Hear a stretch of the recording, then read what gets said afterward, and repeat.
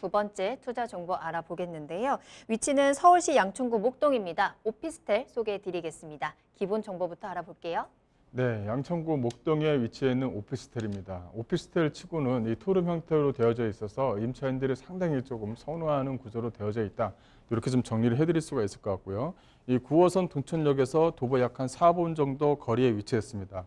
또 주변 지역이 유명한 쪽 시장에 바로 옆에 좀 붙어 있습니다. 그래서 임차인들이 상당히 좀 선호하는 지역에 위치해 있다라고 좀 말씀드릴 수가 있을 것 같고요. 지하 1층과 지상 17층 구매의 투룸 구조입니다.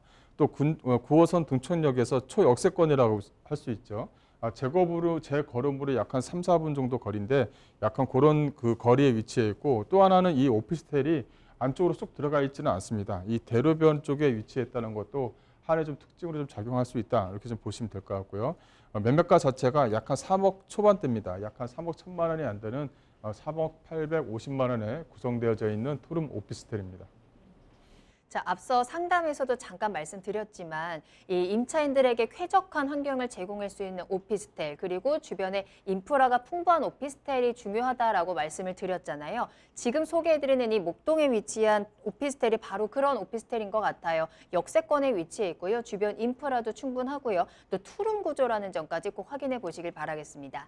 자, 그럼 오피스텔에 대해서 조금 더 자세히 알아봐야 되겠죠? 이번에는 입지 알려드리면서 호재도 체크해 보겠습니다.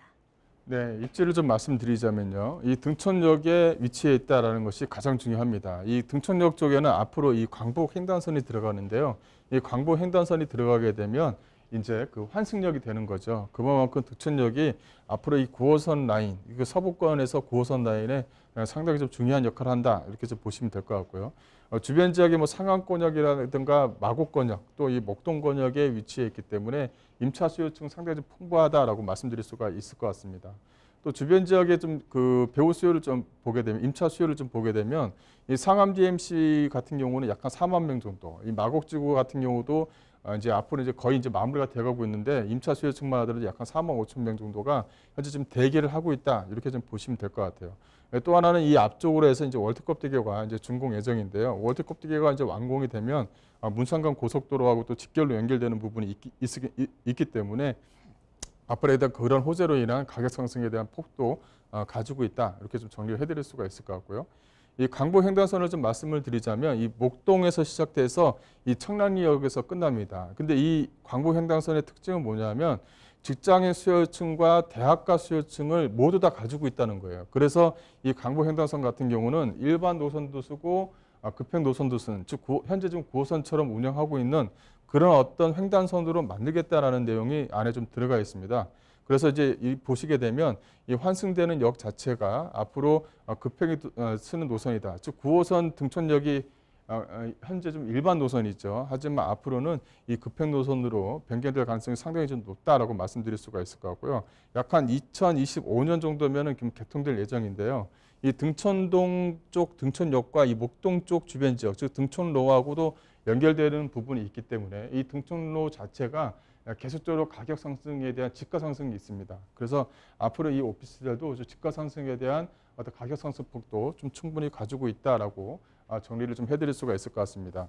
또 이제 앞서 말씀드린 대로 이 월드컵 대교가 위치해 있는데, 이 월드컵 대교가 이 내부 순환도와 서부 간선도로, 이 공항로하고 바로 좀 직결이 연결됩니다. 그만큼 많은 어떤 그 수요층들을 좀 거느리고 있다, 이렇게 좀 정리를 해드릴 수가 있을 것 같고요. 앞으로 좀 월드컵 대교에 대한 기대치가 상당히 좀 큽니다. 또 건물 특징을 좀 말씀을 드리자면 그 30m 도로와 6m 도로가 위치해 있습니다. 또 하나는 이 용도 자체가 근생과 도생으로 좀 구분이 되어져 있고요. 충수는 지하 1층과 지상 17층으로 좀 구성이 되어져 있습니다. 이 바로 옆에 이제 그 주차 공간을 주차 빌딩으로 좀 만들어서 이 전체적으로 좀 쾌적한 공간을 좀 만들어놨다는 것도 하나 좀 특징이다라고 정리를 해드릴 수가 있을 것 같고요. 내부를 보시게 되면 상당히 좀 크게 좀 구성이 되어져 있습니다. 이 안에가 폴리싱 타일로 해서 하얀 폴리싱 타일로 해서 구성이 되어져 있기 때문에 상당히 좀 넓은 그런 어떤 쾌적감을 준다라는 것도 하나의 좀 특징이고요.